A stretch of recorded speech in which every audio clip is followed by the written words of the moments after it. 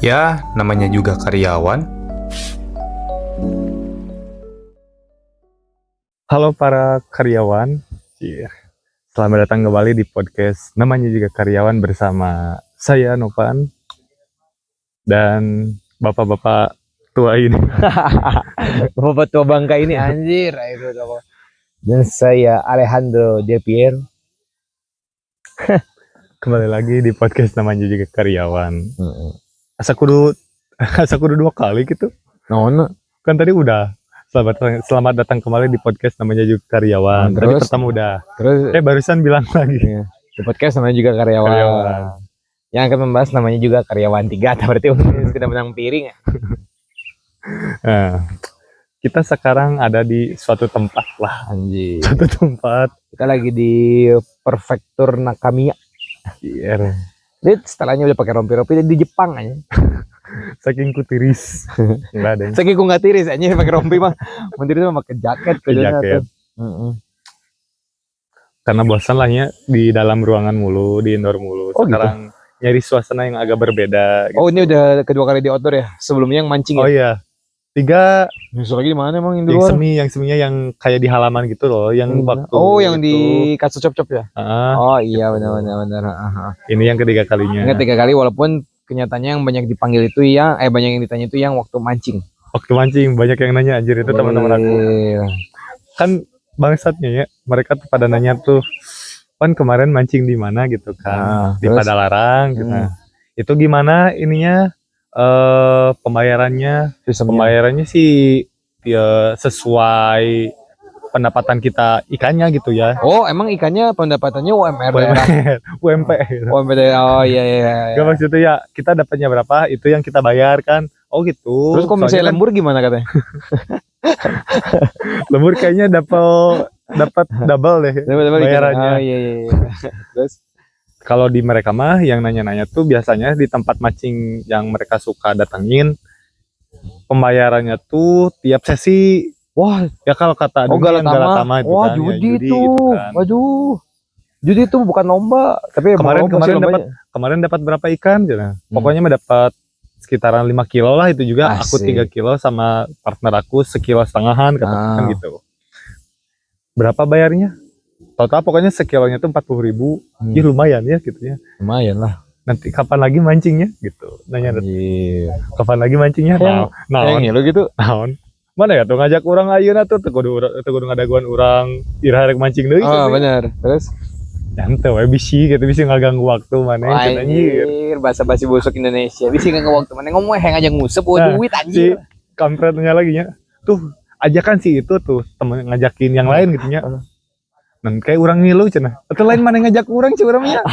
Nah aku udah diberbelit-belit aja. Hayang tiluan meureun hayang rame-rame. Ini maksud teh sok we manehna we nu ngomong gitu ka urang langsung gitu nya ngajak hayu mancing gitu. Ya hayu nanti ngajak yang lain. Ini maka dianya bilang tuh ajak sih itu nanti orang milu cenah anjir. Asa dibelit-belit. Nah tuh dibalas ke nya geus urang mau seeta mana ngilu urang mau tetangga urang heuh gitu kan gimana anjir. Kan mau tetangga mana non mau tetangga mana nya kudu ge manen mau jeung urang mau mancing seeta kan gitu kan. Nah, yang nanya soal tempat mancing itu tuh bukan 1 orang 2 orang. Yang bapak-bapak ada, yang seumuran aku ada, yang bocil juga ada. Bocil siapa? Ada bocil, ada lihat lah. Saudara sendiri sih, masih saudara. Oh, om mancing di mana om gitu. Gitu. Terus mancing di Padalarang, naon hayang milu. Hayang lah engke aja nah gitu. Anjir. Gitu. Bukan apa-apa ya, aduh, bawa orang banyak teh. Seru sih, cuman seru sih. Aduh, Cuman repot soalnya aku kemarin jujur aja minggu kemarin kita kan tag hari Sabtu ya. Iya hari Sabtu. Bukan minggu kemarin, minggu sekarang sorry, hari Kamis itu kan libur. Nah, aku tuh ada dari kantor ada acara mancing. Itu. Jadi ternyata mancing dengan orang kantor tidak semenyenangkan itu ya. Dalam artian bukan tidak menyenangkan, cuman seneng rame. Cuman kadang-kadang papoyok-poyok nah euy. Papoyok gimana? Ya panas-panas tadi ding. Oh. Dapat aduh punten cenah. Oh itu mah umpannya padahal sarua ya mau rezekiana geuning. Oh gitu. Nah gitu Bercandanya teh. Bercandanya. Buat aku mah sih yang kayak gitu ya happy-happy aja, cuman kan ada beberapa orang mungkin yang iya sih benar sih gitu. Seru aja sih kok buat aku mah. Mungkin kok buat yang muda-muda ya bisa, cuman kalau misalnya mix sama yang udah senior ya Pada ke akunya sih, bukan karena nggak tahu ya. selera humornya mungkin beda. Mungkin Kadang dipanasin di kita kalau kayak apa irinya tuh iri-iri yang ke arah negatif nih. Oh iya, ya mungkin kan kalau buat aku mah buat yang ya buat aku gitu ya. B aja ya. Biasa aja, cuman kan aku nggak tahu pendapat orang ya gitu. Mungkin bapak-bapak yang lain juga nggak biasa. Tapi benar juga sih kalau misalkan kita ngomongin bapak-bapak gitu ya, suka ada si ini dapatnya segini. Nah, karena si bapak-bapak satunya lagi tuh kayak merasa iri, anjir gitu. Jadi kompetisinya tuh gaya bersaing, cuman permasalahan ikan gitu. Iya makanya. Permasalahan ikan bisa jadi berantem. Iya. Emang kan lalaki mah tekau gengsi naka coel aja. Asli sih. Makanya itu juga mancing, aku untungnya cuma ikut mancingnya doang karena kan ikannya ikan emas. Mana juga sempat disuruh bawa tuh cenah. Mau apa memang ngiring mancing nawe soalnya kan di rumah juga siapa mau makan kok ikan emas mah. Nah, gitu. Anyway, anjir, rimahan mancing gitu. Hari ini karena berhubung di hari Minggu pagi masih awal bulan. Awal bulan. Kebetulan bulannya bulan Mei juga. Oh iya gitu. Emang sekarang bulan apa gitu? Oh iya benar. Bulan Mei. Benar. Yang baru juga gajian, yang katanya dia mah belum minggu depan. Nah, bisa gitunya gajian teh aneh. Kan buruh pabrik 2 minggu sekali. Tapi gak bagus lah anjir. Tapi gak semua buruh pabrik gitu sih. Iya makanya ada juga yang sebulan sekali. 2 minggu sekali itu hitungannya tengah-tengah kita ada napas. Masih ada napas. Kalau yang sebulan sekali itu hitungannya kayak saya baru awal bulan tapi udah ngos-ngosan sebenarnya. Apalagi kalau kalap ya. Kalau kalap. Kalau hidupnya manajemen uangnya bagus mah. Bukan manajemen uangnya sih, lebih ke ngirit aja sih. Cuman kan saya tidak bagus ya. Gitu. By kan kita ngebahas nih bulan Mei. Awal Mei berarti. Yang berarti identik dengan May Day. Enggak dong. Ulang tahun teman saya tuh. Ya, saya tidak peduli. Nah, identik dengan May Day orang banyak. Bener tuh, orang bulan Mei identik dengan ulang tahun temannya. Apa itu May Day? Anjir. Karena orangnya buruh pabrik kan, karyawan. Hari buruh. Tapi katanya emang ada demo waktu tanggal 1-nya. Ada. Di pabrik aku juga, di tempat kerja aku juga pada berangkat ke Jakarta. Tanggal 1-nya? Tanggal 1. Tapi kan di sana juga pada libur kemarin. Terus nggak demoin apa? Nggak tahu sih. Tapi kan katanya hari buruh internasional kan, bukan nasional itu tuh. Nasional apa? Bukan internasional. Ya gitu. Internasional lah. Enggak. Pokoknya hari buruh lah intinya. Nah, terus? Ada banyak kalau gak salah mah. Setahu aku ya, karena aku belum pernah ikut-ikutan kayak gitu. Wah parah. Udah ikutan parah banget. Bodoh. Parah banget nih, nggak pernah ikutan parah banget. Padahal ditawarin ya, parah banget. Ditawarin. Kalau saya bukan ditawarin, udah langsung dilindungin, nggak usah. Oh ya? Nggak usah kalau aku pengalaman dulu pernah waktu kerja di perusahaan-perusahaan sebelumnya. Pernah ditawarin, bukan tawarin sih. Jadi kan pada masuk ke kantor tuh, ke pabrik lah. Jadi nih misalnya di bagian unit ini kirim berapa orang misalnya kan si bagian yang demonya itu kan. Cuma udah langsung sama si kepala si apa ya? Bukan koperasi sih apa? Ya koperasi gitulah ya. Ya langsung ya udah sih ini aja gitu. Nah, ya. Aku yang diajak teman aku ke bawah tuh pas aku mau ikut tuh kudu cina gitu. Ya emang dibatasin sih bukan nggak pengen cuman ya biasanya beberapa perusahaan ngebatasin.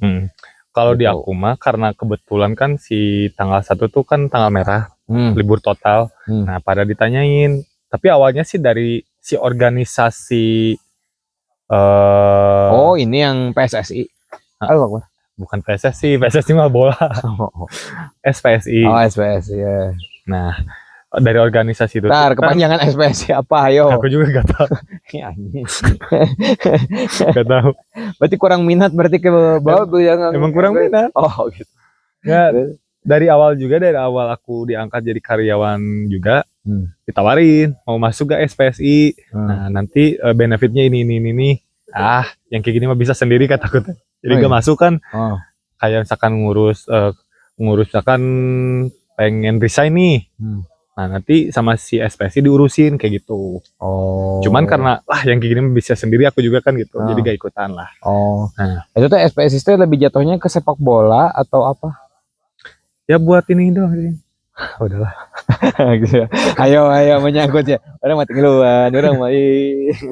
Tapi tim tim sepak bola yang aku ikutin karena itu kan tim bolanya dinaungin sama si SPSI ini. Oh, PSS Sleman. PSSI Kahatek. Ini keceplosan, baiklah. Anjir itu ini pakai dipotong nih kan. Terus. Gak apa-apa. Terus Nah, harusnya sih aku ikut karena aku secara ini juga kan dari tim bola juga udah dinaungin sama si organisasi ya, ini. betul. Jadi kan harusnya etikanya sih aku harus ikut. Nah, berarti Anda kan tidak beretika. Emang dari dulu sih tidak beretika sih. Tapi kan yang lain juga ada yang tidak ikut. Jadi ya bukan saya doang gitu kan. Gitu. Tapi kalau misalnya ibaratnya satu PT dinaungi oleh SPSI tersebut, berarti satu PT langsung pada ikut semua kemungkinan. Harusnya sih. Tapi karena aku waktu itu ditawarin dan menolak, terus orang lain juga banyak yang menolak juga. Nah, ketika dikalkulasiin tuh seperusahaan ngirim 6 bus kalau gak salah. Jir, 6 bus satu bus isinya cuman supir, kenek sama satu karyawan. Enggak banyak, ada karyawan yang lain juga. Terus Nah, itu tuh campuran sama PT lain enggak? Enggak, baru satu PT doang, satu Jir. perusahaan. Tapi kan perusahaan Bapak tuh kan 2 cabang kan? Di sini. Tiga. Oh, 3. Semuanya 6 bus itu atau PT Bapak aja? Aku tuh kurang taunya tuh itu tuh 6 bus tuh udah termasuk cabang yang lain atau cuma satu cabang di tempat kerja aku doang itu. Itu tuh info yang Bapak terima berarti itu belum ngeliat. Tapi kayaknya sih 6 bus yang itu dari satu cabang itu tuh. Enggak, maksudnya berarti itu yang dilihat atau yang diterima infonya? Yang kulihat. Oh, yang dilihat. Bapak pernah nanya nggak siapa tuh mereka bukan mau demo tapi mau karya wisata? Ayo, gimana? Nah, kalau secara apa ya harfiahnya mungkin ya disebut secara harfiahnya sih demo ya. Tapi kan menurut perspektif si tiap karyawan kan nggak demo dong. Ya. Karya wisata dong ke Jakarta. Iya makanya. Gitu. Kan apa? Siapa tahu kayak lagunya Tasya kan libur telah tiba gitu, pakai bahasa libur telah tiba. Pas turun ke bawah mah lagunya sangar lagi kan mau demo jeng gitu. Makanya teman-teman aku juga kalau ditanya kan sempat aku juga nanya, mana yang ngilu demo tuh isukan milu rek naon diri tuh teh ya urang mah ulin lah gitu. Jauhnya tuh bener karya wisata Oh gitu. Kalau di saya mah ya tapi apal poin-poin anu arek di demo kali itu. Yang tidak orang manitna ulin cenah. Iya bener sih kan ini juga main. Yang saya tahu poin-poinnya Starling yang harus ada mah dapat konsumsi, dapat duit, bisa gitu kan? Ya biasanya. Iya, nah itu kebanyakan demo di kita teh tidak tahu tuntutan tapi ikut-ikut aja teh eta. Tapi untuk sekedar meramaikan ya mungkin ya nggak ada salahnya juga. Anjir sekedar meramaikan emang ranah hiburan bos. Kan setidaknya dari orang-orang pemerintah melihatnya antusias masyarakat gitu, antusias. Enggak itu antusias buruh anjir. Ya antusias buruh untuk membela kesejahteraan para buruh tuh gede gitu. Iya betul, cuman salah tanggal aja. Kalau mau tanggal 2 pas mereka pada masuk, tanggal 1 mereka pada libur ngedemo juga apa. Itu kayaknya yang jagain juga pada kata polisi, ini waktunya libur lagi. Gitu. By the way ngomongin May Day nih. Ngomongin May Day. Nah sebelum kita bahas lebih lanjut kan harus tahu dulu nih May Day itu apa gitu. Nah orang dulu kan sempat kerja di penerbangan ya. May Day itu kan bukannya ini yang dari tiga personil bocah-bocah kosong. Oh itu Maiden. Iron Maiden. Iya. Jadi nyanyi enggak gitu aja. Jauh kan Iron Maiden. Ya kan Maiden oke. Nyambung Maiden Iron Maiden guys. Iya sih. Kalau aku mah kan dulu di dunia penerbangannya Maiden itu kan harusnya panggilan darurat sebenarnya kok buat aku mah. Iya sih kalau secara ini ya panggilan darurat. Kayak misalnya kan kayak anak kecil tuh. Misalnya pas BAB ke kamar mandi, Pak Bu mau berak, ditemenin terus bapak ibunya teh nggak ada, itu harusnya bukan Pak bukan Mayday. Aku udah beres Mayday, gak ada yang nyebokin. Kuncinya ditulakan di luar deh. Kan, meta bau teh gini. Aduh ya loh. Oke deh, kita bahas Mayday ini. Jadi kalau misalnya dari Mbah Gemini.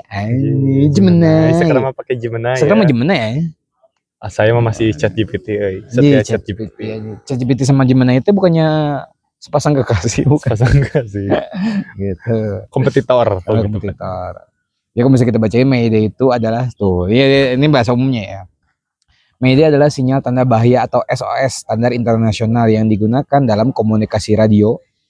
Berasal dari bahasa Perancis Maydes yang berarti tolong aku. Oh Maydes ini. Oh artis sebenarnya tuh itu. Maydes dari Mayday teh. Maydes. May itu Maydes. Tapi berarti ini ya. Tapi berarti apa? Karena mungkin dari perkembangan zaman juga mungkin ya.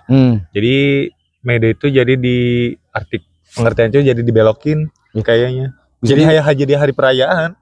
Kelihatannya kalau sekarang mah bukan perayaan, ini memperingati. Soalnya kan kalau aku lihat Mayday di kita mah bukan Mayday, jadi sebenarnya May Day dalam artian hari bulan Mei gitu. Kok yang aku paham dulu mah si Mayday teh Mayday. Kalau sekarang kan makanya kan kalau misalnya kita bisa lihat pengertian katanya di kalender, nggak tahu ya, mungkin bisa aku yang salah lihat. Mayday-nya di bahasa tanda bahaya itu disambung Mayday.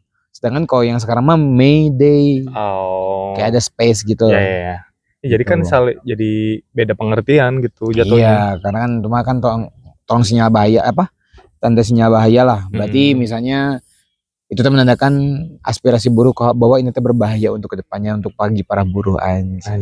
Mantap ya. Mantap. Bacot bener anjing. Terus bacot lagi dong. Kalau misalkan dicocok logi mah. Iya cocok logi. Kan kita mah manusia cocok logi. Iyalah. Cocokin. Baca lagi. Indonesia mah retorikanya kurang. Parah. Ayo nggak ikutan. Orang ikutan. Ya saya sendiri mengakui. Retorika saya emang ngikutin aja. Literasi saya kurang. Terus mencari aman. Nah, kita lanjut ya. Mayday dipakai oleh banyak grup seperti polisi, pilot, pemadam kebakaran, dan organisasi transportasi untuk memberitahukan keadaan-keadaan bahaya atau darurat. Panggilan darurat Mayday selalu diucapkan sebanyak 3 kali. Mayday, Mayday, Mayday. Oh, benar. Untuk menghindari kesalahan penerimaan atau salah dengar. Penerimaan atau salah dengar penerima dalam keadaan yang berisik pada radio. Oh iya. Benar. Ya kan kalau udah di 3 kali kayak gitu kan nggak mungkin tiba Mayday. Hah? Mayday. Nggak mungkin tiba-tiba orang nyebut ke si Mayday ku naon lain. Gitu.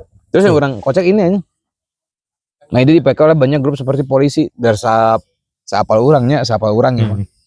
Polisi mah tara nyebut Mayday menapun ge kebetulan turun aja anjing. Tapi yang terbaru mah ini apa? Manggil damkar.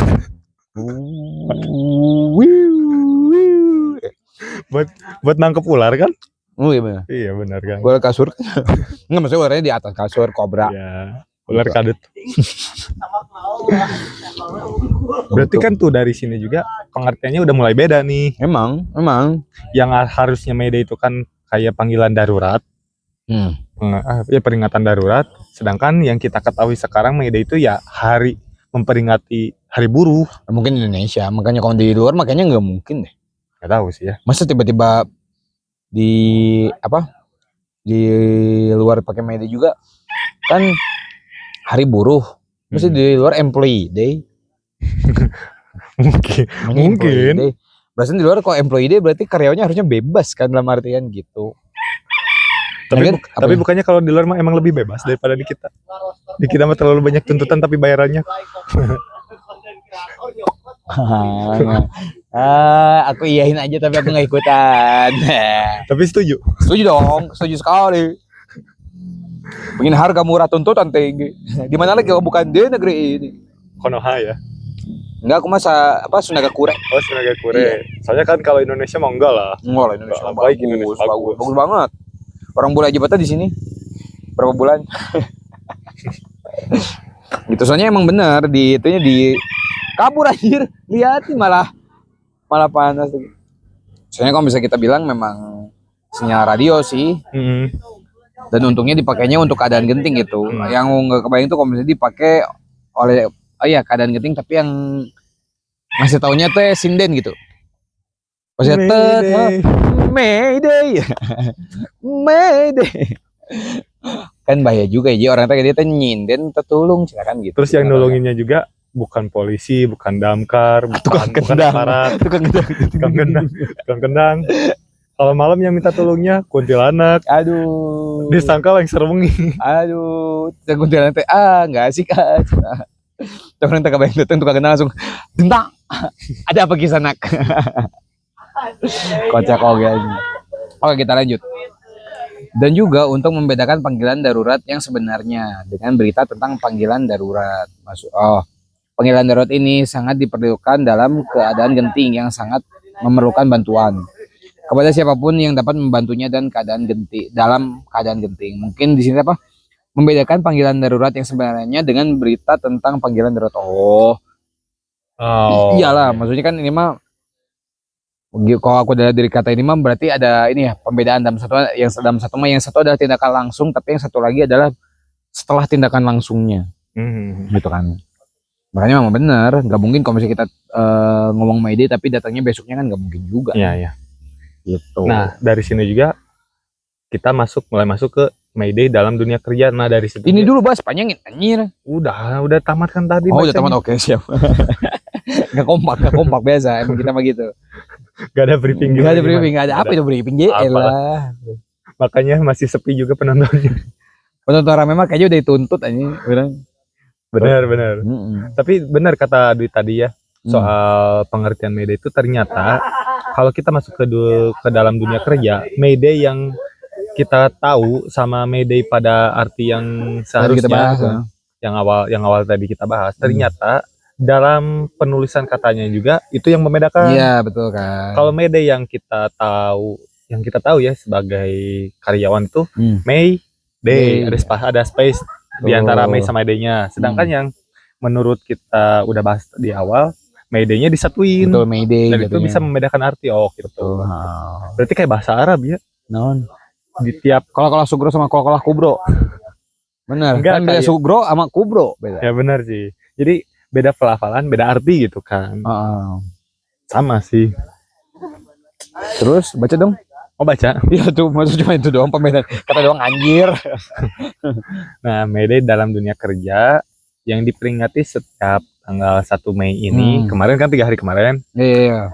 Merupakan momentum penting untuk meningkatkan kesadaran akan hak buruh dalam memperjuangkan kesejahteraan pekerja serta mempromosikan keadilan sosial di tempat kerja. Tapi buat orang mah tanggal 1 Mei mah ulang tahunnya si Luffy aja. Ya lagi. Emang tas 1 Mei gitu? Ya orang mau di kalender orang mah 1 Mei si Luffy mah. Aku nontonnya 1 Mei. Bye weh gitu. Momentum penting untuk meningkatkan kesadaran akan hak buruh, betul. Dalam memperjuangkan kesejahteraan pekerja, betul sekali, serta mempromosikan keadilan sosial di tempat kerja. Anjir, keadilan sosial. Kayaknya untuk yang terakhir rada sulit ya. Rada sulit. Gitu. Untuk yang kedua aja masih abu-abu, kesejahteraan pekerja, betul? Wih, sangat abu-abu. Tapi kesadaran hak buruh mah kayaknya harus dikasih tahu sih. Harus. Gitu. Karena terlalu banyak romantisasi sih. Betul. Dari pihak perusahaan. Nggak permainnya gini soalnya di kita tuh yang membeda, gimana ya kita bisa nyebutnya, kayak ada kastanya pak di kita tuh. Feodal tuh bener anjir nepanya di kita tuh makanya bukan republik tuh, emang bener di kita mah feodal ya. Jadi kalau misalnya kita bisa bilang, ini menurut aku ya, menurut pandangan aku tuh dari info-info yang aku terima, mungkin bisa nggak disebut validasi buat kalian nggak apa-apa, cuman buat aku mah validasi di mana di beberapa negara itu kalau teman-teman aku kerja tuh yang membedakan itu hanya dari owner, di bawah owner kayak pengurus semua itu sama aja hitungannya. Si owner perusahaannya. Betul. Kayak misalnya sekarang ini kita punya perusahaan besar katakanlah, misalnya perusahaan startup lah, yang punya yang ngurus, nah itu udah beda tuh. Kalau di luar tuh yang punya sama yang ngurus beda, tapi ke bawahnya ibaratkan staff gitu ya hitungannya harusnya sama. Ya. Gitu. Itu sih kalau misalnya selain dari apa sistemnya yang kita udah terlalu kental sama feodal, ya mungkin dari si ownernya juga kan menerapkan kapitalis. Oh ini ya ketapel atau mah? Itu mah katapelis ya. Sorry itu. Kapitalis kan mungkin. Emang, gitu kan.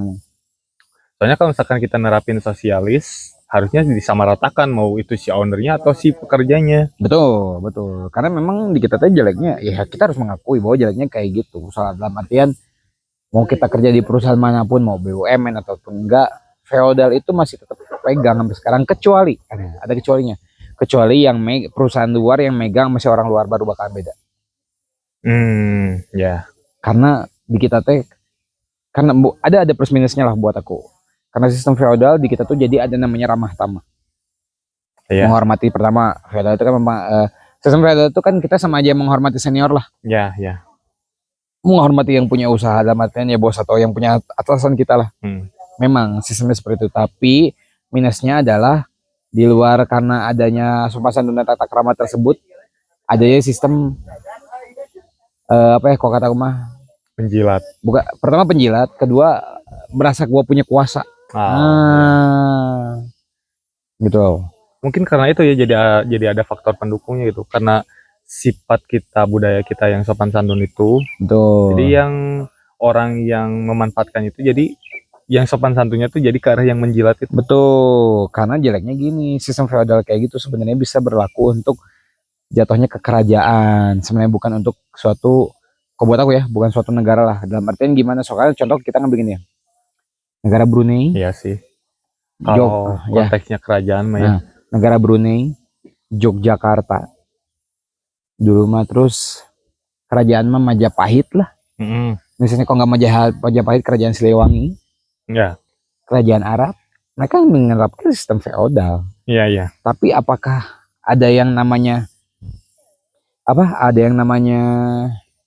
penggunaan kekuasaan terhadap penggunaan kekuasaan berlebih? Mungkin ada. Tapi tidak akan merugikan rakyat, karena apa? Karena udah jadi tanggung jawab, namanya sistem feodal itu dibangun, otomatis atas harus ngerti ke bawah. Ya, dan sistem pemerintahnya juga mendukung karena kerajaan. Betul. Jadi ibaratkan kayak ada suatu sistem yang rakyat merasa, wah ini sistemnya kayak gini, tapi rakyat nggak bisa apa-apa karena ya keputusan raja biasanya ada sistem, ada baiknya untuk ke rakyat, nggak mungkin enggak gitu. Iya. Karena ketika suatu sistem itu sistemnya ibaratkan penggunaan kekuasaan secara semena-mena dan akhirnya merugikan rakyat, karena kan balik lagi ke si rajanya, gitu. Karena dia akan muncul kurang mah kayak gimana, kayak bikin bom waktu lah itu teh. Ya, ya. Gitu. Sedangkan di salah satu negara udah mah republik kan? Udah mah republik. Sistem. Yang bukan, jangan republik dong, republik. Pakai V ya? Iya pakai V ya, gitu benar. Ya, republik. Gitu. Ya kan, kalau di salah satu negara mah kan itu republik. Iya betul. Apalagi ideologinya kan demokrasi. Yang dimana demokrasi itu tidak berjalan, membebaskan bebas berpendapat, kebebasan berbicara. Enggak juga kata siapa. Harusnya kan konsep feodalisme itu tuh kan bertentangan ya. Betul. Harusnya mah bertentangan. Betul. Tapi kok ini bisa nerap di kita? Di satu negara. Betul. Enggak, kita ngomongin Republik Sunagakure. Aman kok, nggak apa-apa. Asalnya emang benar gitu. Ya, kalau misalnya aku lihat kayak ya kita jangan ngebahas yang masa kerajaan Majapahit sama Siliwangi lah, itu mah jauh. Kita ngebahas yang Yogyakarta aku belum terlalu paham lah, itu mah beritanya di kita. Kita ambil jangan Yogyakarta deh, tapi ya boleh lah kita ambil Yogyakarta lah, anjing labil banget anjing. Yogyakarta, Brunei sama kerajaan Arab. Aku nanya paling simpel Yogyakarta aja. Walaupun dia UMR-nya kecil. Ya. Tapi sistem kerajaan dari keratonnya aja, kalau misalnya kita bisa lihat ke abdi dalam, itu sampai ke rakyat, tidak ada yang tidak menghormati. Ya. Karena apa yang diambil oleh sisi kerajaan, si raja tersebut memang mempengaruhi untuk kerajaan kesultanan sih? Kesultanan sama aja, kerajaan kan kesultanan seruan. Sama aja sih sebenarnya konsepnya. Kesultanan lah kita ambil, atau kerajaan itu ya memang mempengaruhi ke apapun yang diambil akan mempengaruhi ke yang lain. Contoh nggak usah jauh-jauh.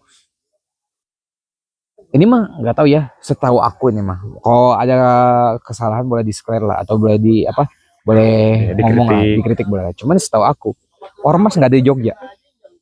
Ya gitu? Nggak ada. Ormas nggak ada di Jogja. Keren. Karena apa? Karena udah ada raja yang megang. Iya. Kok ada ormas berurusan sama abdi dalam. Abdi dalam kan gimana raja? Iya benar. Gak usah jauh-jauh deh sekarang. Kalau misalnya kita nggak usah ngambil kerajaan, kita ngambil soal sistem budaya yang memang menganut ke kerajaan lah. Misalnya ya, ini bukan nggak ada rajanya, nggak ada, tapi ada menganut ke kerajaan. Ya. Biasanya kan turun-turunan gini. Bali. Ada ormas? Nggak ada Bali. Karena udah ada yang ngurus. Karena apa? Notabene ormas itu dibentuk untuk ngerangkul rakyat. Merangkul. Betul, bukan mencari untung, karena mereka mau nyari untung bukan di rakyat tapi di raja. Gitu. Kenapa mereka dibentuk kayak gitu, kayak abdi dalam yang kayak gitu? Karena memang udah ada bayarannya lebih gede daripada rakyat. Gitu. Emang ada ormas yang nyari untung? Yang saya tahu adanya Ari Untung. Ari Untung kan? Iya, adanya Ari Untung. Gak ada ormas nyari untung mau. Oh, nggak ada ya? Nggak ada tuh. Dah aku mah ormas mah ini Power Ranger. Power Ranger ormas. Gitu sih maksud aku mah. Dan lihat aja sekarang, kalau itu dari negara kita ya, kita ambil ke negara luar kayak misalnya Brunei tadi sama Arab Saudi. Mana Arab Saudi sama Brunei ke rumah sakit nggak bayar? Mana fasilitas umum yang bayar? Mana untuk pendidikan yang bayar? Nggak ada. Karena apa ya, udah di atas itu udah membuat suatu sistem yang untuk rakyat semua, dan itu bahkan mempengaruhi kerajaan ke depannya. Nggak bisa sembarangan gitu, karena semua orang ini yang di bawah kita itu pergerakannya atau aturannya kita yang buat, biar apa ke depannya, karena orang-orang ini yang bakalan nerusin kita. Gitu. Sama kayak ibaratkan mah kayak gini lah, kayak misalnya kita jadi ketua grup lah, atau kepala regu. Anak buah kan kumaha orang. Karena mau gimana pun ketika kita ngasih komando yang jelek atau misalnya kasih komando yang labil, kedepannya ketika ada acara apa lagi, orang kan belum tentu dipakai. Karena anak buah anggota, kalau misalnya lihat ada ketua grup yang lebih bagus, ya mereka akan mencoba untuk pindah.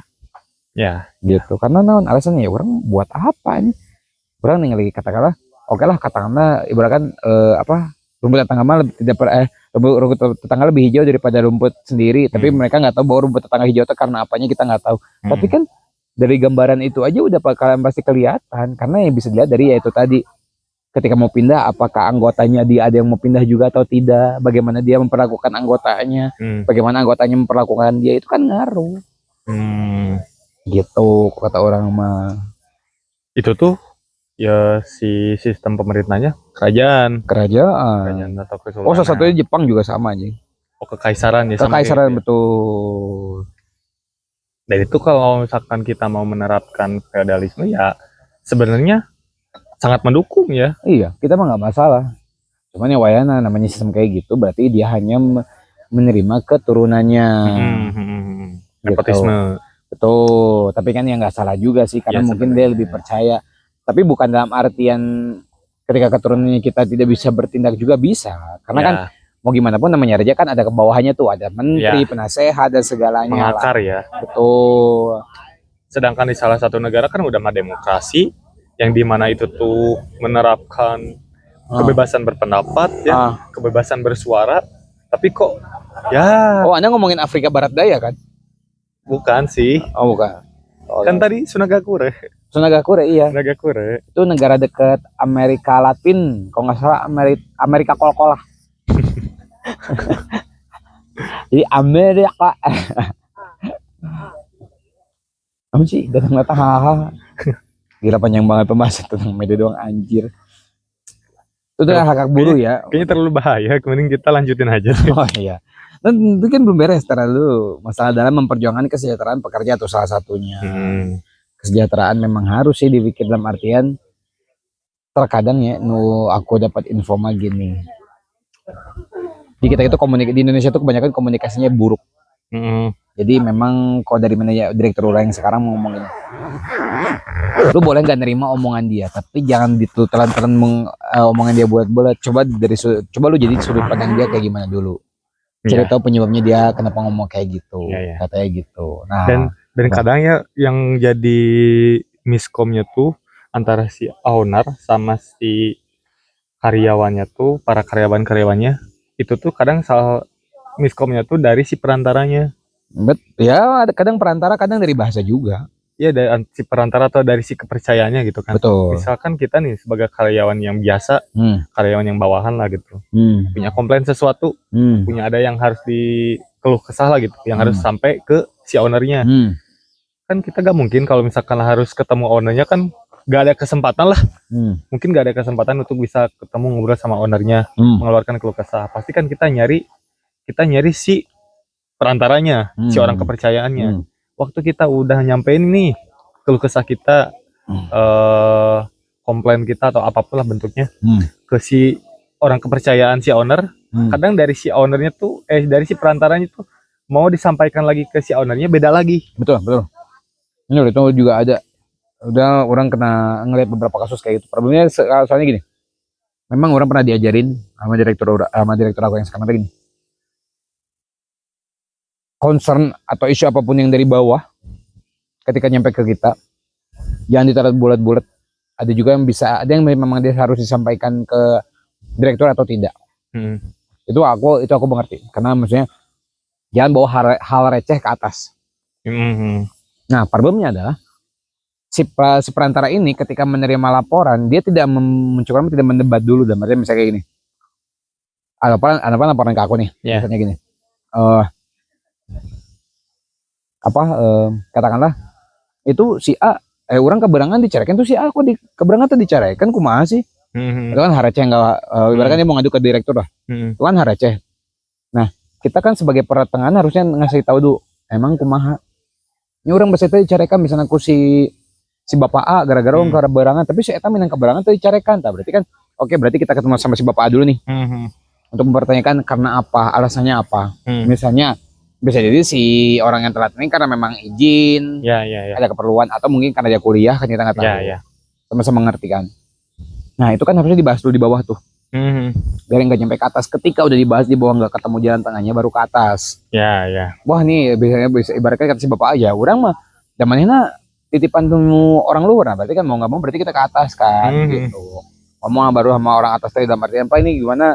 Soalnya ada concern seperti ini A, B, dan C tentang orang kayak gimana. Baru ntar disampaikan tuh asalnya apa.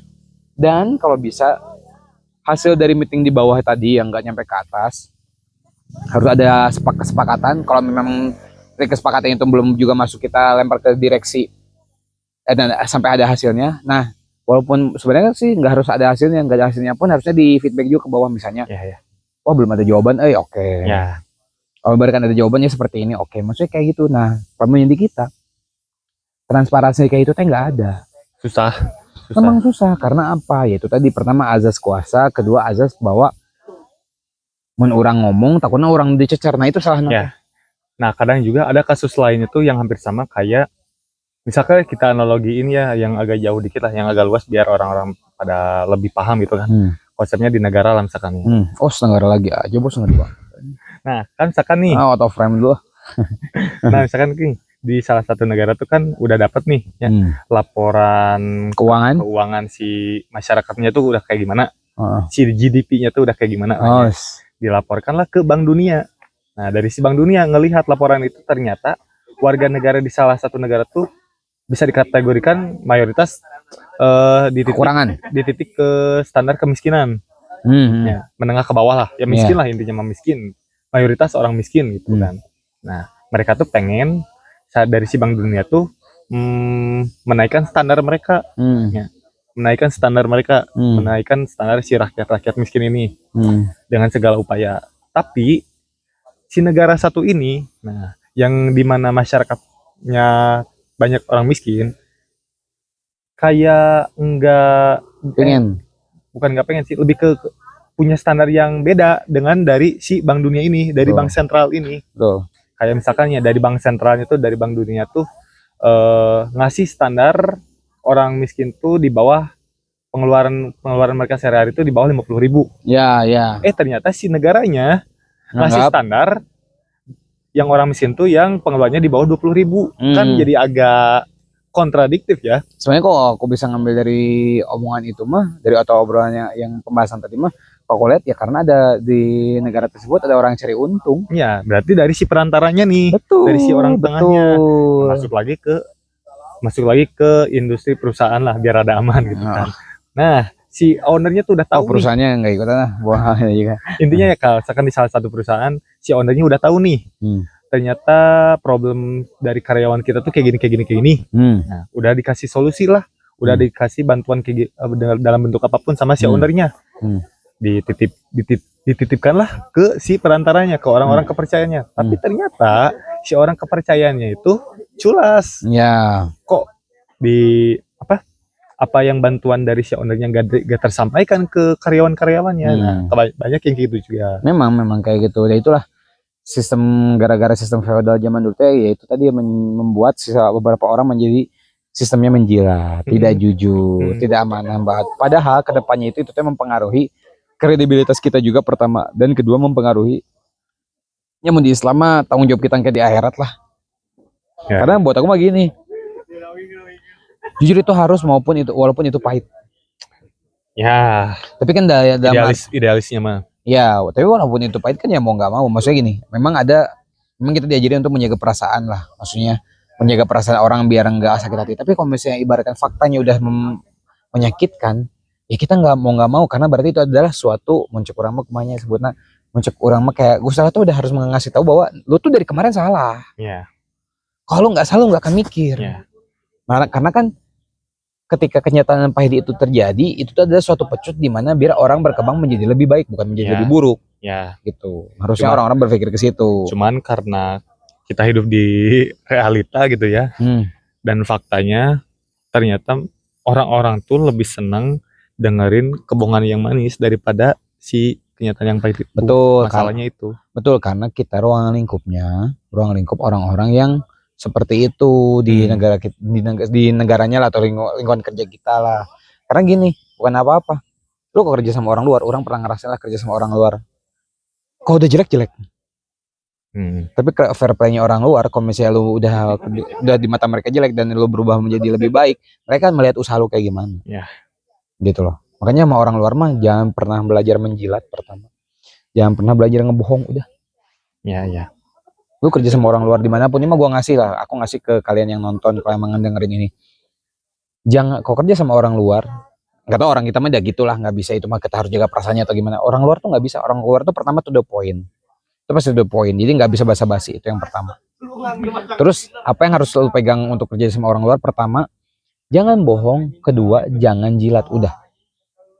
Masalah disebut loyalitas itu mah nilai diri sendiri lah. Kalau emang kalian udah pinter kalau kalian udah nggak ngejilat dan udah namanya nggak bohong, itu loyalitas pasti punya sendiri. Dalam artian kayak gini lah, kita kerja kayak ini, kata si bos kerja masuk, tiba-tiba sakit nih sama orang luar nih, terus kita ibaratkan mau karena loyalitas kita masuk sama bosnya malah diusir, lu sakit ngapain masuk, udah istirahat.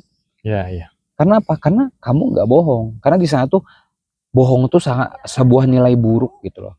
Terus kayak menjilat ibaratkan ngomong saya bisa kalau mau kerjain ini saya bisa ternyata nggak bisa, itu udah jelek banget buat mereka. Jadi mereka tuh lebih baik lulusan mana misalnya, gue lulusan teknik mesin misalnya, lu bisa mesin mesin ini enggak? Wah nggak bisa, mending jujur. Iya.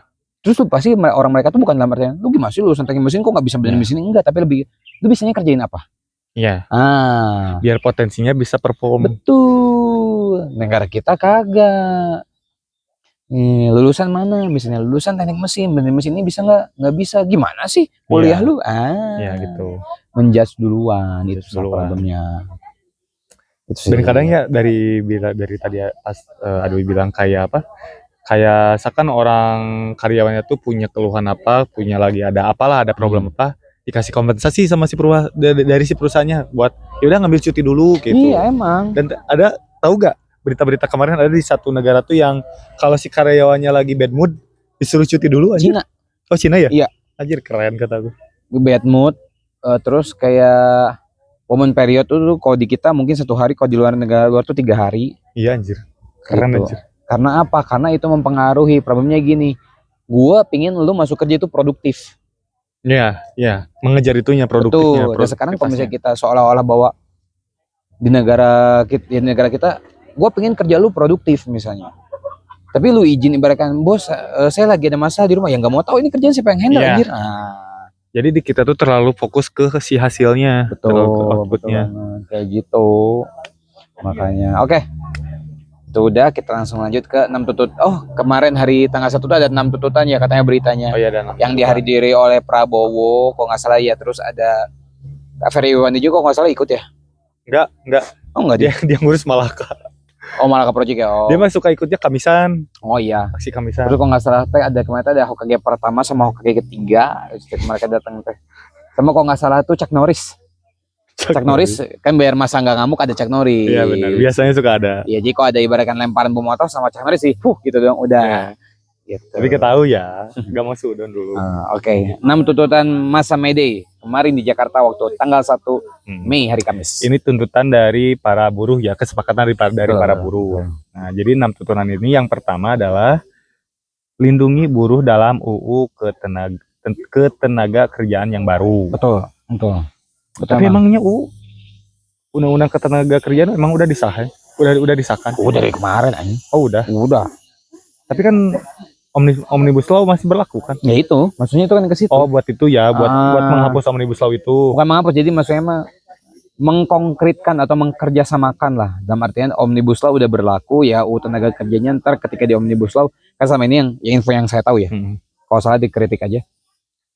UU tenaga kerjaan dengan Omnibus Law itu bertentangan sekarang. Iya itu. Nah makanya pinginnya ini mungkin kalau aku lihat dari pembahasannya untuk melindungi buruh tuh jadi biar masuk nih ke ke si Omnibus Law tadi. Dalam artian lu jangan lupa yang ini loh, karena ini UU ketenaga kerjaan yang lama harusnya diambil juga petikannya lah. Iya. Gitu.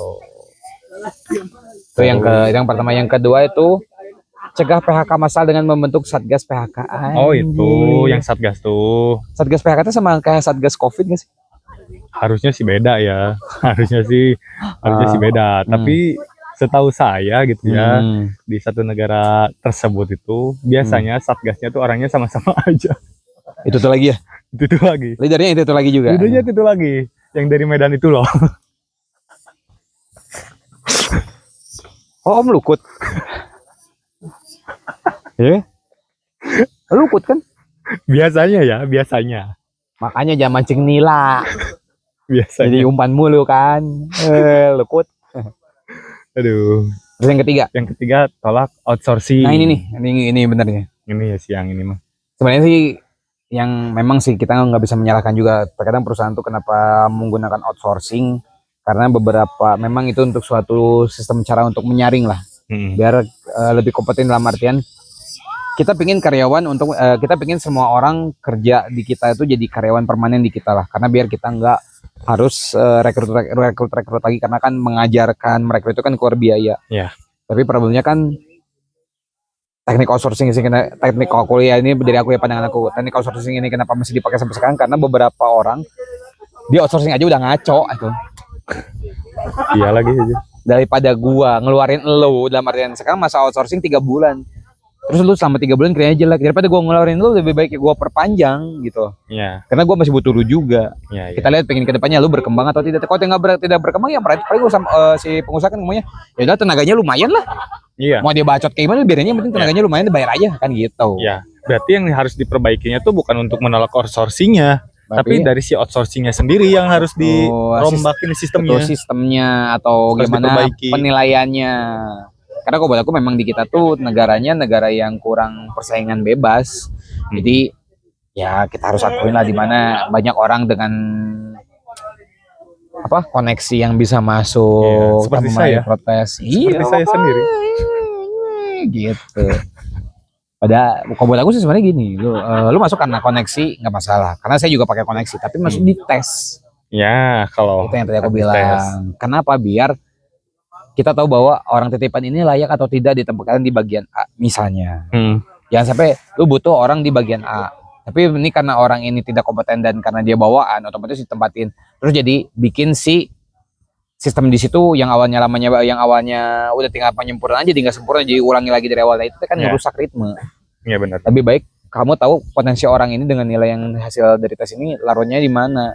Jadi udah bisa kebangun dikit-dikit. Kalaupun ngerubah harusnya nggak harus putar balik banget, tapi lebih ke rubah dikit, masuk lagi udah tuh enak tuh. Harusnya kayak gitu ya. Kalau buat aku mah. Gitu. Terus yang keempat, wujudkan upah yang layak. Itu sih. Emang banyak sih upah yang layak. Contohnya dia. Bagaimana Mbak kameramen, upah Anda layak? Enggak. Instansi loh. Hah? Nggak usah sebut anjir. Tapi cukup problem yang sulit untuk diatasi dalam waktu dekat, jangka memang dekat. Tapi aku juga nggak bisa nyalain sih kayak ke dia, tempat dia sekarang kan kalau misalnya disebut tidak layak, betul. Tapi problemnya kan dia kalau misalnya kerjanya sampai siang beres, sisanya nangkring dan tidur ya. Kalau nggak game tidur, baca komik, dengar musik, itu masalahnya. Tapi Bisa, kalau formalitas sih emang bukan formalitas sih. Apa? Untuk apa ini teh? Untuk wujudkan upah yang layak ya cukup sulit. Sebenarnya cukup sulit. Betul. Sebenarnya kalau misalnya bisa dibilang upah yang layak itu nilainya dari mana? Kita kan sekarang selama ini ngambilnya upah yang nyata dari daerah. Nah, daerah sendiri kita harus tahu juga dari sebuah perusahaan ini misalnya kayak gini. Kita banyak tahu untuk pekerja F&B itu atau kayak resto-resto kayak gini atau jalan tempat kafe gini kan si upahnya tidak sebesar upah minimum di mana? Di kota lah. Tapi kan problemnya kita harus tahu juga bahwa penghasilannya berapa. Iya. Jangan disamakan juga. Contoh kayak gini. Standarnya untuk harusnya kalau aku mau upah yang layak itu standarnya untuk misalnya F&B menengah up berapa? F&B yang layak misalnya yang lebih tinggi up berapa? Perusahaannya produksi yang di bawah menengah berapa? Itu harusnya ada standar gitu. Jadi orang tuh pas masuk udah ekspektasi bahwa gue masuk sini gue gak akan jauh bayarnya dari segini. Bayar lebih bisa, tapi kalau lebih harus ada yang di-upgrade dari diri gue biar jadi dapat lebih. Iya, gitu. Bukan dalam artian sekarang kita standarnya F&B, semua F&B standarnya ya harusnya UMK, tapi pas kita lihat penghasilan dari si restorannya aja nggak seberapa ya. Mau nuntut UMK bangkrut lah anjir. Iya. Gitu. Sebenarnya ini juga bukan semuanya salah pemerintah kalau ngomongin soal upah ya. Betul. Harus dari kitanya sendiri yang udah tahu di tempat kerja kita tuh upahnya cuma segini. Jadi kita yang harus upgrade sendiri gitu. Betul. Terus entah itu dengan mengupgrade skill kita di bidang tertentu untuk dapat kayak job yang di luar pekerjaan kita gitu, untuk mendapatkan penghasilan lebih. Apalagi untuk yang karyawan newbie atau baru kerja, ya buat nambah porto nggak usah dipikirin masalah UMP-nya lah, karena apa? Kasihan, bukan apa-apa. Iya. Capek. Kalau ngomongin soal UMP ya, kalau kita udah terlalu ngandelin UMP, ternyata inflasinya naik. Jadi ya ngapain gitu anjir? Betul, itulah masalahnya. Kayak gitu ya. Jadi kita bisa nyalain pemerintah, nggak bisa kita nyalain juga. Dia ada sisi positif negatifnya lah. Kita harus bisa pahamin gitu. Dan kita juga harus mengakui bahwa ada sisi positif dan negatifnya kalau upah disamalayakan. Karena kemungkinan kalau upah semua dilayakkan dalam artian dengan standar yang ada sekarang tanpa membagi lagi, itu kemungkinan besar UMK bangkrut. Yakin orang. Gak kan ada toko kafe-kafe kayak gini, gak akan ada karena bayarnya tinggi. Harga kopi gak akan mungkin. Ibaratkan sekarang harga kopi misalnya 1 gelas gini 25.000. Udah UMP-nya layak di kafe, mainnya harga gini bisa 70.000 ya. Makanya kadang banyak masyarakat yang salah kaprah tuh kan pengennya tuh UMP ada beberapa lah yang kayak pengen UMP atau UMR-nya tuh disamaratakan di semua daerah, dari Sabang sampai Merauke kan ada yang gitu. Gak bisa gitu juga, harus dilihat dari daerahnya. Gitu. Industrinya kayak gimana. Kalau kamu mau tahu UMP paling gede itu di Papua. Papua gitu? Paling gede UMP-nya. Bukannya daerah Jakarta kayak gitu? Kecil. Papua tuh lebih gede ya. Karena apa? Karena bahan pokoknya juga mahal. Iya sih, karena distribusinya. Nah, itu bos, bukan apa-apa. Ya makanya nggak bisa segampang itu untuk disamaratakan. Kecuali dari ini ada sangkut pautnya juga sama pemerintah. Nah, dari pemerintahnya juga harus bisa menyamaratakan industri di tiap-tiap daerah. Iya, baru bisa UMP-nya bisa mulai nih sedikit-sedikit disamaratakan. Kayak gitu. Anjir, serius gini yang bahas mah ide tai lah. Padahal orangnya baru belajar ekonomi loh dikit-dikit. udah terlalu berani ini ngomong soal banget. Emang. Oke, lanjut yang kelima. Desak pengesahan RUU perampasan aset, betul? Tuh. Itu orang setuju sih. Orang punya ini ya. Punya asumsi gini ya soal perampasan asetnya bukan perampasan aset yang kita nggak bayar pajak ditarik ya, beda ya, beda loh. Terus kalau ngomongin soal RUU perampasan asetnya, aku punya asumsi gini, pernah juga dibikin instastory, kan ini tuh RUU perampasan aset tuh udah mulai dirancang dari tahun 2008, ya dari zaman Pak SBY. Soeharto. SBY lah, jadi Soeharto mah terlalu kuat tuh. Sorry. Dari zaman SBY, dan sekarang udah zamannya Bapak Prabowo. Yes. Apa kalau yang itu yang di anomali tuh? Anomali yang mana? Ya, Prabowo Subiantono gini. Nggak tahu gue. Nggak tahu. Ada itu sempat rame. Nah, pokoknya intinya gitulah. Nah, kalau misalkan ya Bapak Presiden yang menjabat sekarang bisa mengesahkan RUU perampasan aset, orang punya asumsi atau mungkin lebih ke yakin dia bakal jadi salah satu presiden terbaik di kita. Terlepas dari blunder dia atau bawahan-bawahannya di kabinet. Nggak, emang dia blunder selama ini kalau di umpan lambung nerimanya gimana? Ada kan kemarin? Yes. Ada. Yang penting makan. Gak apa-apa saham turun, yang penting makan. Ngerokok dulu. Intinya gitulah. Asumsi orang gitu ya. Asumsi orang. Kalau RUU perampasan aset ini bisa sampai disahkan, ada kemungkinan atau lebih ke yakin dia bakal jadi salah satu presiden terbaik. Itu yang pertama. Terlepas dari blunder-blunder yang dia lakukan di waktu kemarin-kemarin atau kedepannya, dan blunder-blunder dari kabinet-kabinetnya atau bawahan-bawahannya. Itu bisa jadi kemungkinan. Tapi kalau misalkan RUU perampasan aset ini sampai disahkan, nah musuh dia makin banyak. Musuh dia makin banyak. Itu betul. Itu betul. Karena gini, kalau RUU perampasan aset jadi dikelola dan menjadi disahkan, apalagi kan, apalagi kan kemarin waktu demo Prabowo kan udah berjanji dia bakal mendukung RUU perampasan aset kan gitu. Emang kita ngebahas Prabowo? Emang kita bahas Prabowo? Agis kagok kaspil. Aku nggak ikut. Ya, intinya kan Nopan Pepari kerjanya di PT Tit. udah tadi disebut. Kalau ada yang nonton pasti tahu. Ya, soalnya kalau misalnya aku bilang kalau ini pengesahan RUU perampasan aset jadi digunain, pertama betul akan jadi presiden terbaik. Kedua betul akan banyak musuhnya. Ketiga aku tambahin, gak akan ada orang berani korupsi. Iya. Gak akan berani. Karena apa? Kemungkinan mereka korupsi dilempar ke bank internasional. Transfer bank Swiss. Cuman mereka masih berani korupsi bisa aja, asalkan nyawa presiden kita terancam. Oh my god.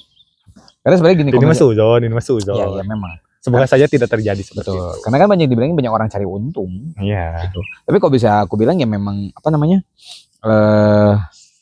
Kalau memang ya tadi aku yang bilang tadi yang kemungkinan mereka nggak akan ada korupsi, kalaupun korupsi mereka akan transfer uang itu ke bank luar. Nah ini ada salah satu pemikiran orang yang dimana kita bikin sistem yang kalau ada transfer ke bank luar tuh akan ada pertanyaan. Tapi sekarang mah udah jarang loh. Apa? Tapi sekarang mah udah mulai berkurang loh untuk intensitas transfer ke bank luarnya.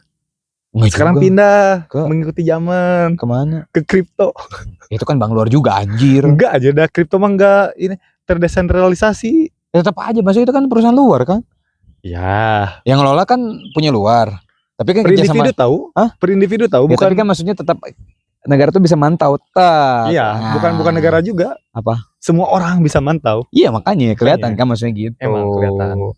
Masuk aku mah. Cuman sekarang kan nggak terlalu langsung masuk ke bank gitu kan. Yang dimana itu tuh tersentralisasi sama pemerintah. Yang dimana bisa dipantau langsung sama pemerintah. Betul. Soalnya kayak kemarin aku waktu pas nuker uang juga mata uang asing. Nominal penukaran di atas berapa aku lupa, ada lain nominalnya. Intinya nominal penukaran di atas nominal sekian. Itu akan ditanyain penggunaan untuk buat apa. Benar ditanyain. Gitu, apalagi sekarang dulu, transfer ke bank Swiss. Dulu aku tahun 2000 berapa ya, waktu sekolah lah. Kan aku tuh dikasih sama saudara, yang kebetulan waktu itu ada salah satu saudara yang baru dari luar negeri. Nah, Jepang. Kalau gak salah Amerika. Nah, dikasih. Oh, yang ini yang katanya bintang film bokep itu. Enggak. Aku belum, aku enggak cerita sana. Oh ya, oke. Oh, berarti benar. Oh ya, aku cerita ke sana. Terus. Langsung minum aja. Terus? Nah, si saudaraku tuh kan ngasih uang lah ke aku, ngasih dolar. Ngasih dolar sekitaran $2. $2 mah kecil anjir, 200 dolar. Yang dimana waktu itu tuh seharga $1 itu kan masih 12.000 ya. Oh ya. Gak tau lah, lupa lagi tahun berapa. Cuman ya setauku waktu itu tuh kursnya tuh $1 12.000. Kurs banget aja. Yang dimana $200 pasti ya 2.200.000 lah ya. Iya. Ditukar lah ke money changer. Cuman $200.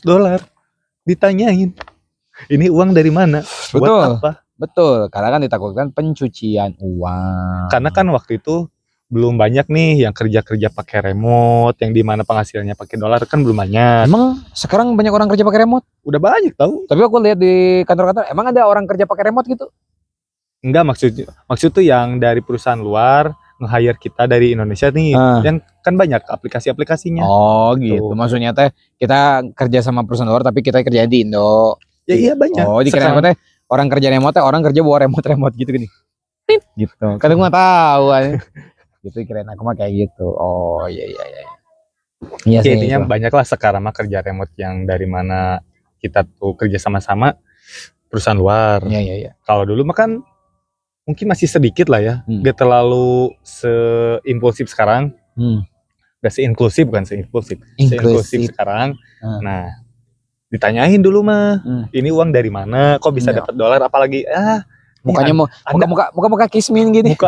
Muka orang miskin masa punya uang dolar kan? Itu ditanyain. Saya waktu itu aku pernah nukar ke money changer gitu, nukarin uang ke rupiahin gitu, ditanyain, kamu ngapain kesini? Di sini nggak bisa nerima nuker, soalnya orang nukernya uang ini monopoli. Itu monopoli juga dolar monopoli bro. Harusnya sih itu mah sama si karyawannya dipotoin, viralin, anjing ngejal mati mana gitu. Nugela abus ka money changer. Ini nuker duit monopoli, kanu kieu, kuna mah tukerna kanu kartu kesempatan gitu. Kartu dana umum gitu. Ingat kan anjir. Ingat kan anjir ada kedua kali ini lucu sumpah.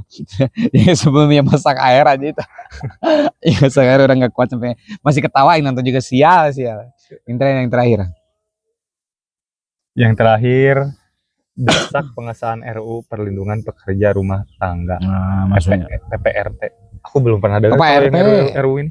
Ya maksudnya ini perlindungan pekerja rumah tangga kayak pembantu juga harusnya ada. Ya, enggak maksudku rancangan undang-undangnya aku baru dengar. Soalnya yang sering sekarang dikumandangkan ya selain RUU TNI itu yang sudah disahkan. Ya. Yang saya tahu itu ya ada RUU Polri, RUU Kejaksaan, sama yang lagi rame RUU KUHP. Itu yang saya tahu. Emang kita ngomong Indonesia? Iya bukan sih. Aku mah tinggal di Senegal Kurek, KTP aku juga. Kita depannya apa sih? Depannya teh Su 03 ya. Aman kita mah aman. Dia emang dia nggak tahu. Itulah. Ntar kok nggak salah itu ada satu lagi, desak pengesahan RUU Perlindungan Pekerja Seks Komersial. Harus dilindungi bro. Walaupun kayak gitu juga yang nyari nggak banyak. Tapi kan? tanpa RUU juga itu mah udah dilindungi banget itu. Kurang dilindungi sekarang. Sekarang kan banyak yang kasus terkadang menshot dengan pejabat gini. Banyak. Itu banyak ina-ina itu makanya. Kayak gitu. Ini ya dulu yang sempat viral. Pejabat itu loh. Iya, pejabat itu yang Om Albert. Iya, yang apa? Yang pas protes videonya kisah tiba-tiba pas konferensi pers badan jadi tiba-tiba ngegedein. Cek kata makan blue band gitu. Tiap hari ke kota jadi bengkak gitu, blue band aja nggak bikin gitu.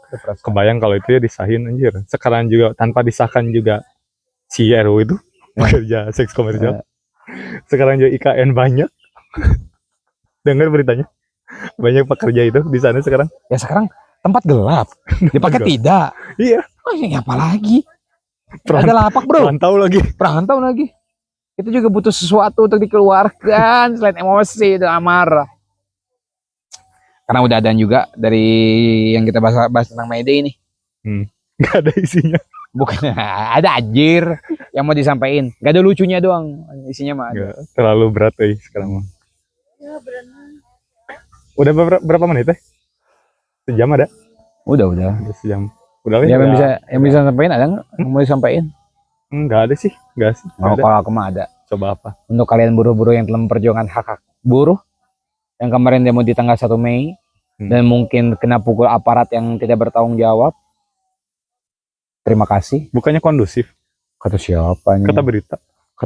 Enggak, berita yang mana? Berita yang dimanipulasi. Oh gitu. Dikirain aku berita yang dimonopolin. Terima kasih. Nanti lagi kalau ada aparat yang mukul-mukul main keroyokan, keroyok balik lah, bawa tarung we anjing. Nyarakeun pisan aparat teh. Hiji lawan hiji atuh udah geus latihan maranehin lagi. Oh iya, mungkin ada pesan juga nih. Tuh kan langsung enggak ada udah penutup dah. Ya, Bu. Sama sih buat karyawan-karyawan yang memperjuangkan hak buruh di Mayday kemarin, yang di demo kemarin. semoga apa yang kalian perjuangkan ada timbal baliknya yang seimbang. Amin. Itu aja sih. Dan kita akan mendukung pengesahan RUU perlindungan pekerja seks komersial. Fuck you. Mungkin segitulah ya, cukup lah ya. Aja dah. Sekian dari kita untuk pembahasan hari ini di podcast namanya juga Karyawan. Maka dari itu kita sign out dulu. Saya Albert Abehero. Saya Novan Febari. Sampai jumpa di episode berikutnya. Selanjutnya. Bye. Bye. Aduh.